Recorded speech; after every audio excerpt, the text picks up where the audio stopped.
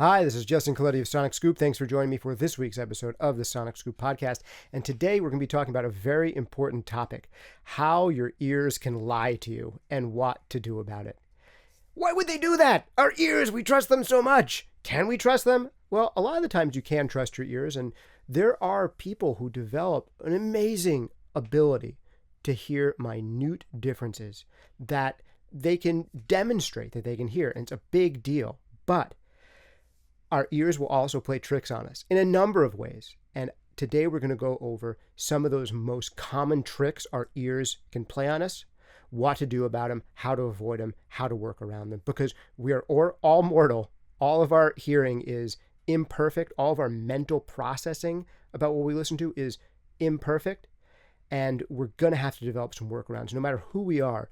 And the best people working in the industry have just developed really good workarounds to some of the funny things about the way we process things in hearing. And I'll tell you that this episode was inspired to do it because I recently did an episode about ultra high resolution audio and why I think it doesn't really make sense, especially not for consumer playback and probably not for production either. You can hear my full argument in some other episode. I promise we're not going to go into big detail on that today, but a thing that came up sometimes from people who really do believe in high-res audio is they would say things to me along the lines of, well, maybe you can't hear the difference, and someone like you who can't hear the difference with super high-res audio would come to a conclusion like this. But us people who can hear the difference, we know.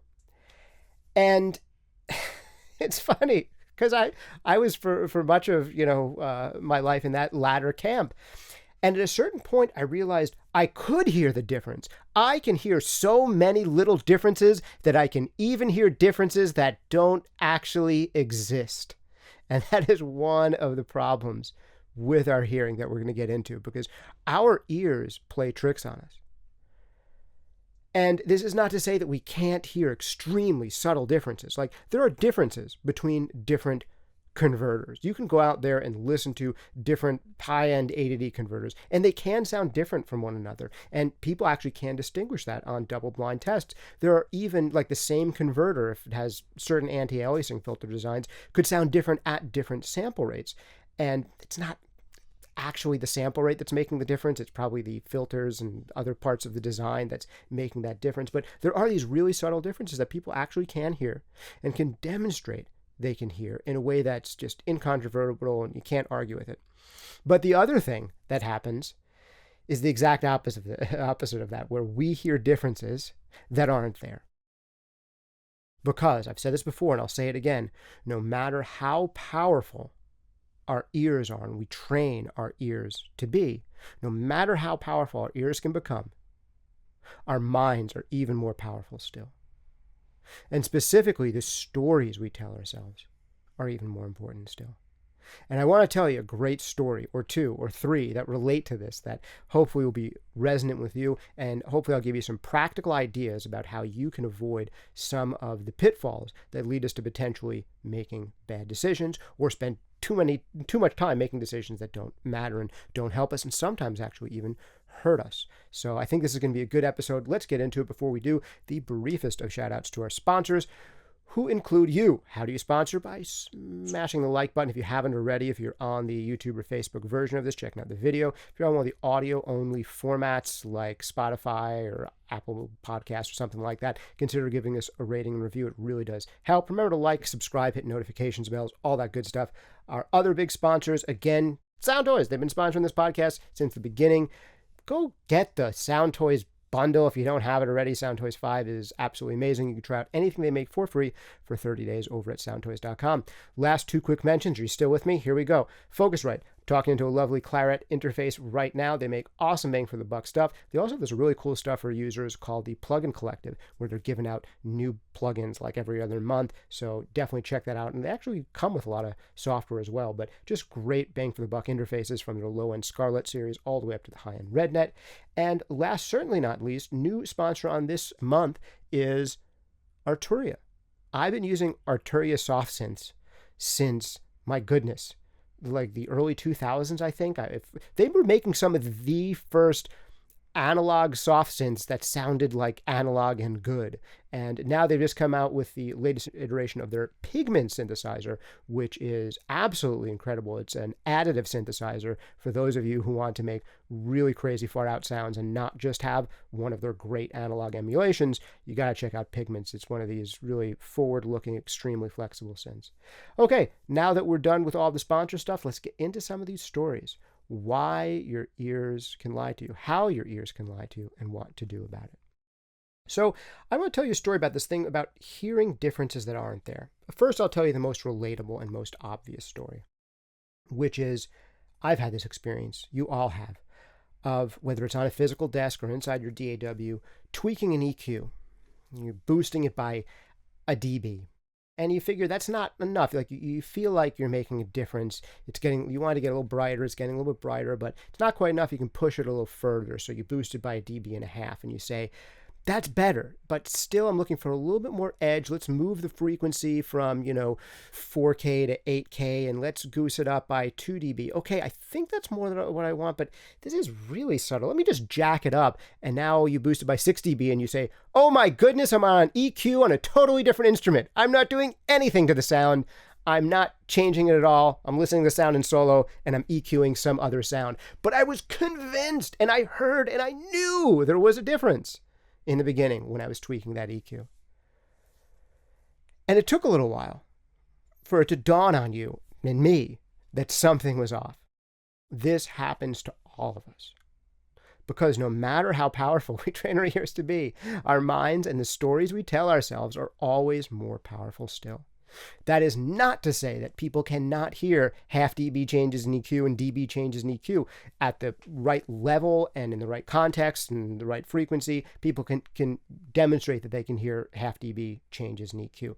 That is totally possible. But it's also equally possible that you can hear differences that aren't there. So how do we reconcile these two things? What do we do about it? Man, that's an interesting question, and question we're going to keep on asking ourselves for the rest of the episode. I want to give you another story about this high-res audio stuff, because I was confronted with enough data. Data changed my mind on high-res audio and led me to believe and understand that super-duper high sample rates don't really matter or make a difference, because all that a super high sample rate can do is change the maximum highest frequency you can record or play back. It does absolutely nothing for fidelity below that highest frequency that you can record or play back.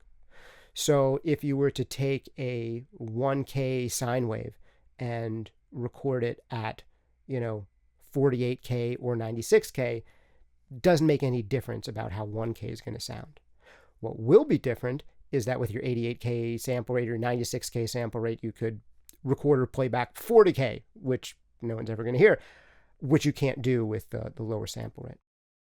So just getting that out of the way, that stuff persuaded me. But the bigger thing that persuaded me was all the double-blind listening tests that have been done, where you take trained listeners, even including golden-eared engineers, play them a 320 kilobits per second MP3 file, and then play them any higher resolution audio file, and ask them in a proper double-blind test which one is which, or which one sounds better, and the results are no better than a coin flip.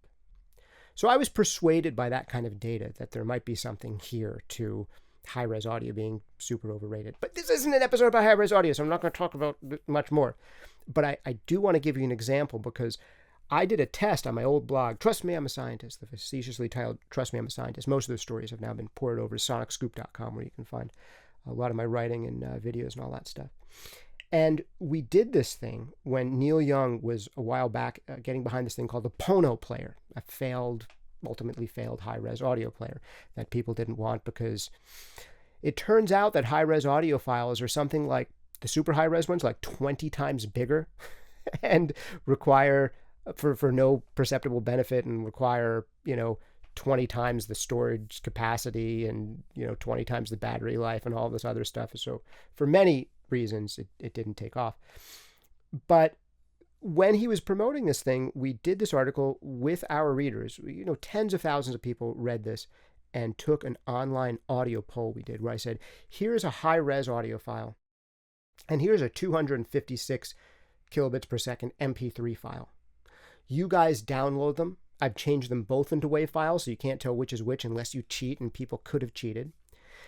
And when I was shuffling these around, I'd come to the intellectual conclusion that, it doesn't make a difference. These are probably going to sound basically the same. Even though 256, arguably, maybe some people can hear a difference at 256. It's a little bit debatable, but it's possible. I listened to these two different files, the full resolution WAV and the relatively high resolution MP3. And I listened to them back to back when I knew which was which, and I said, oh man, everyone's going to pass this test. I can hear the difference between this 256 kilobits per second MP3 file and this full resolution WAV file, this high resolution WAV file. I can hear these differences. Everyone else is going to hear them too. And I just made the case that maybe this stuff doesn't matter. I'm going to be so embarrassed when the results come back and 80% of our readers get it right, or 75%, or some percent higher than chance get it right. But then something funny happened. I changed the names of the file so I didn't know which was which. And all of these differences that I could articulate, that I knew I could hear, and I could tell you exactly what I was hearing in the differences between the two of them. Oh, the change in the transients and the change in the frequency response. And as soon as I didn't know which was which anymore, all of these descriptors I could give you, they just evaporated like it was a mirage. I knew that I was hearing a difference between these two file types. And then as soon as they were jumbled up, so I was effectively listening double blind, these concrete differences I knew I could hear with my ears just evaporated. They just went away. They were just gone. And it's an amazing experience to have. And I always chuckle when people write to me to say, oh, well, you just can't hear the difference, but we can. I always like to ask these people, oh, well, have you done a double-blind test?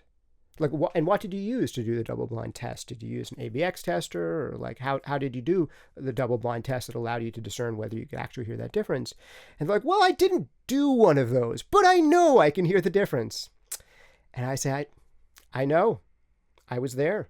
I was there with you. So this is why, I annoyed some people by titling that episode, Why High-Res Audio is Dumb. I've since changed it because a lot of people thought that I was calling them dumb. I don't think people are dumb for, making a case for high-res audio. I think there are things yet that they haven't learned, experienced, or encountered. And once they learn, experience, or encounter those things, they often, or I think usually, change their minds in my experience. And I get this. It's a tricky thing because experience is what led them to the belief that they have. Experience with, I heard the difference, I knew it was there, led them to their decisions. But sometimes those experiences are lying to us. I'm going to give you another story here that I hope will hammer this point further home, and then we'll go into some other related points as well. There's a study I like to bring up a lot that involves wine. And in this study, the researchers would give 2 different glasses of wine to each participant. If you've been listening to every single podcast episode, you've probably heard me say this story once before, but it's a good one to revisit if you've heard it before. Most of you probably haven't. Most of you, I'm guessing, haven't heard every single podcast episode, but you should. They're all awesome. Anyway, the researchers give every participant 2 glasses of wine. One of them is from a $20 bottle of wine, and one of them is from a $200 bottle of wine. And they ask each of the subjects to rate which wine they like better. And overwhelmingly, something like 80-85%, depends on which version of the study, they say they like the more expensive wine better. And they give reasons for that choice, and they try to describe the differences. And overwhelmingly, people prefer the more expensive wine to the less expensive one. But then it turns out, joke's on you, they were both from the same bottle. But the interesting thing there isn't just that, people are dumb. And that's not what the study is about. It's not about being dumb. And it's also not that, they're just trying to seem sophisticated and impress the researchers. Because that's not what happens either. They actually put people in brain scan machines and did this same study again. And they found that when they gave people the quote unquote $200 bottle of wine, the glass from the $200 bottle of wine, their pleasure centers in their brain lit up more than for the pretend $20 bottle of wine. They actually felt and perceived a real difference between the two glasses of wine, even though the contents in the glass were exactly the same. They really did perceive a difference between the two. So again, as powerful as we can train our ears to be, as powerful as we can train our tastes to be, our minds and the stories we tell ourselves are even more powerful still. And it's just undeniable. But I want to give you some caveats here. That people, trained listeners, can hear also extremely subtle differences. So there's a dichotomy here.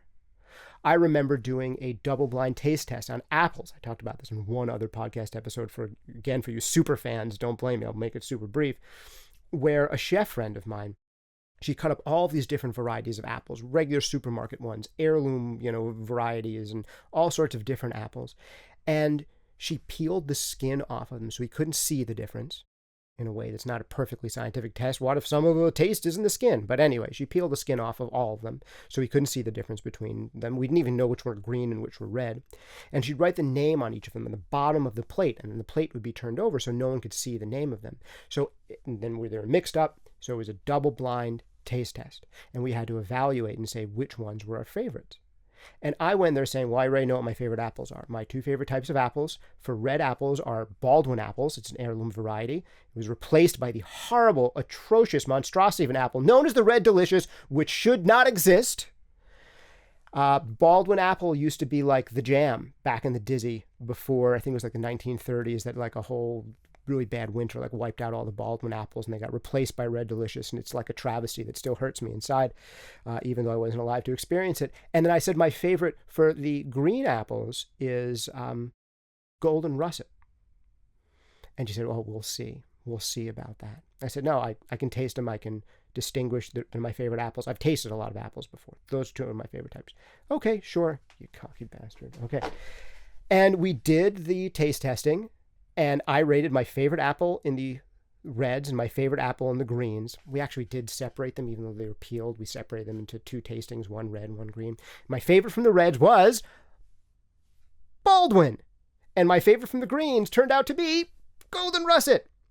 And the one that I rated the worst of the red apples was my least favorite apple, Red Delicious. Not knowing which was which, double blind. To some people, they're not going to know these differences. They haven't tasted enough apples to know the difference. Why have I tasted so many apples? I don't know. Let's not get into that. Let's stay focused on audio. But the same thing happens with audio. And I wanted to step back from audio for a second because sometimes it helps give us perspective on these things. Because the same thing can happen with different devices. But here's one of the other things, all right? If we made an apple pie, like, the differences might not be as big, potentially, as if we were eating apples separately, right? So when things go into the mix, maybe some of those subtle differences matter, but maybe they don't matter as much. But there's something to be said the other direction. If you're making all of the right choices while you're cooking something, and you're making great choices in every single ingredient, maybe that also has a cumulative payoff. So where's the balance there as well? That's a hard question to answer concretely, but I think we'll explore it just a little bit more here. The other thing I want to say is that the same kind of thing can happen with, say, something like converters. Different converters can absolutely sound different, but we don't always attribute like the correct why to it. Almost all of the time that different converters sound different is because of the analog front end in the converter. It has nothing to do with the actual conversion. Actually, in many cases, a lot of the converters out there use the exact same like conversion chips. Like they literally come from the same factory and like they're the same model, yet the different converters sound different. There's no doubt in my mind that I could tell you the difference between, say, a very colorful converter like one of the Burl converters from an exceptionally clean converter in a double blind listening test. I know this because I've done them and I've been able to hear the difference. But almost all of that is coming from the analog front end differences in these converters rather than the actual conversion. I've also heard the difference between different sample rates in the same converter. I haven't done that double blind, but I'm pretty sure I could hear the difference. And that, though, is most likely having to do with differences in the anti-aliasing filter. If you use an analog anti-aliasing filter, those can sound different at different sample rates. It's not the sample rate itself that does it, but that's something we talk about more in the sample rate episodes and the high-res audio episodes, and I won't bore you with it again. Hopefully I'll put a link somewhere here where you can go click or go search. So very subtle differences can also be discerned double blind. So what it comes down to is, if you want to make like a major proclamation about whether or not you can hear an extremely subtle difference, the only way to do it is with a double blind listening test. Probably the best devices for this are ABX testers, and the way they work is this. You play sound A, you play sound B. You don't know which is which. You can play them as many times as you want. And there's also a sound X.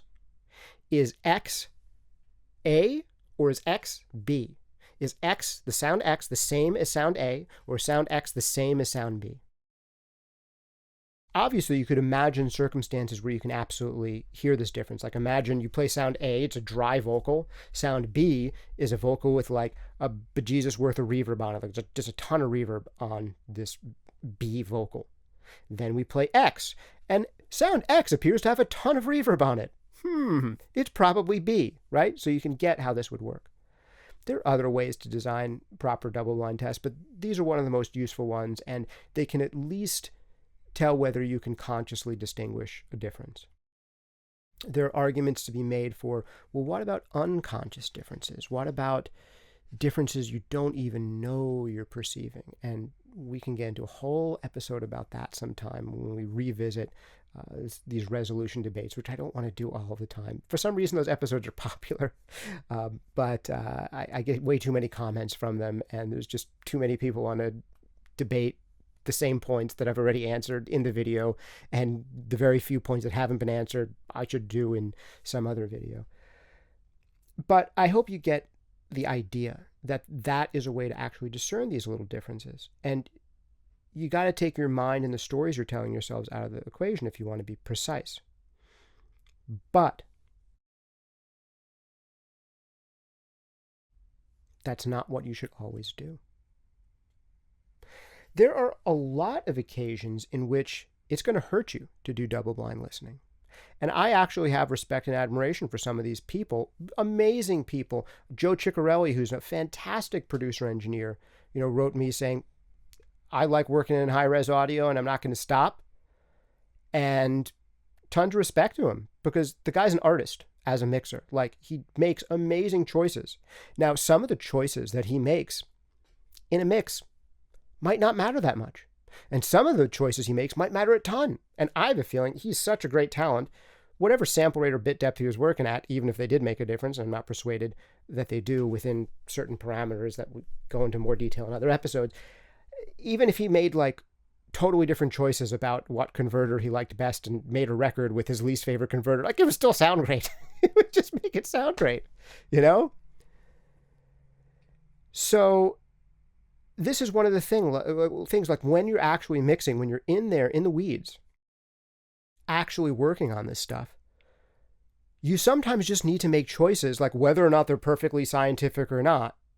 It doesn't matter. Like an even better example is Michael Brower. We had him on for MixCon, and he did a mix. And in the live Q&A, someone said, Mr. Brower, I noticed that you were using the Plugin Alliance. I'm so sorry to be imitating you. This is just why I imagine someone who would sound like this. You're probably actually really cool, the person who asked this question, but we'll pretend that someone uncool asked it. Mr. Brower, I noticed that you were using the Plugin Alliance a black box quite a bit, but when you were using that saturator, it raised the volume of the track. How did you know it actually sounded better when you put the saturator on? Because it could have just been loudness fooling you into thinking that it sounded better. And I'm so sorry to have made fun of you, but it's kind of funny because the man's mixing. He's in the middle of a mix.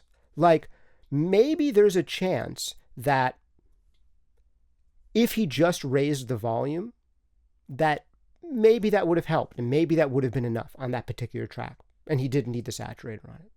Maybe that's possible. It's more likely with an effect like a saturator, it's doing something, but even if that saturator only gave him a volume boost, and it gave him exactly what he needed, and like it sounded right, like, done, move on, let's go. Like, we're mixing. What we're doing is we're feeling, responding, hearing, processing, making changes, and evaluating and saying, does it sound better? Yes, let's keep going. Does it sound better? No, let's try something else. Does it sound better now? Yes, let's keep going. Nowhere in that process of actually doing a mix does it make sense to stop and say, this sounds better, but does it really sound better for the reasons that I thought it sounded better? Let me go back and check to see if that's the case. If it was just the volume boost or the sound. No, if you solve the problem and it works better and you're done and you move on. You don't need to make scientific decisions and second guess everything you're doing while you're mixing.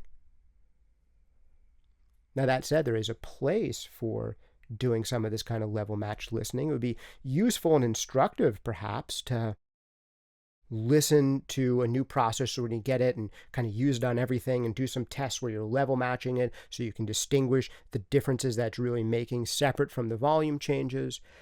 But when you're actually working, that's not the time for that. When you're actually trying to get through a mix efficiently, with passion, with feeling for the music, with following the emotional arc of the song and trying to enhance it, that's not the time and place to put on your scientist hat. It's just not.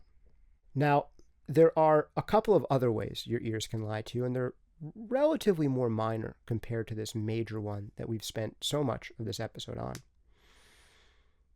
But here are those other ways. One, your ears are not even. You do not hear the same out of both ears. Everyone's hearing is asymmetrical in much the same way that nobody's eyebrows are perfectly symmetrical. No one's nostrils are perfectly symmetrical. No one's lips are perfectly symmetrical. No one's hands are perfectly symmetrical. I think my middle finger on my left hand here is a little longer than the one on my right. Nobody's perfectly symmetrical. And neither are your ears. So you do not hear the same out of both ears. So that's a puzzling thing when you're working with panning. Your ears can lie to you because someone else might be hearing this and their ears may be asymmetrical in a different way. You may have more high frequency in your right than in your left, or you may have more 3K in your right than in your left, and the end listener may have a different quirk or a totally opposite quirk. Their hearing may be flipped from yours. So how do you deal with that one? Well, listening in mono is one good way. And that's one of the reasons to always reference things in mono. There's other reasons to always reference things in mono too, but that's one of them. It's also a good reason to consider at some point flipping in your mix and master the left and right, just swapping them and just hearing the mix from that perspective.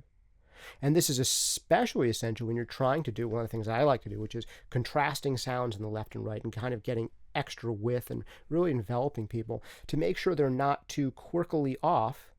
The mono check and the stereo flip check can be really helpful. Another thing is high frequency hearing. We lose it. We all lose it as we age. And one of the ironies is that some of the best mixers out there and some of your favorite mixers may hear less well than you, but they can still mix better than you because they listen better than you. Because there's a lot of really successful mixers who are in their 40s, 50s, 60s, some even in their 70s, doing great work. That some of the greatest mastering engineers there are probably in the 60s and 70s, some of the top people, and they still do tremendous work. Even though they probably can't hear 16K, 15K, might not be able to hear 14K. A lot of them might start losing some stuff above 10K, as you start to get old enough, and there may be dips elsewhere. But fortunately, music is not a hearing art. It's a listening art. It's not about just hearing. It's about listening and interpreting. So how do you get around this issue? One is to know your monitors inside and out. Two is to know your references inside and out, to know what other music that sounds great actually sounds like. The third is to use a frequency analyzer.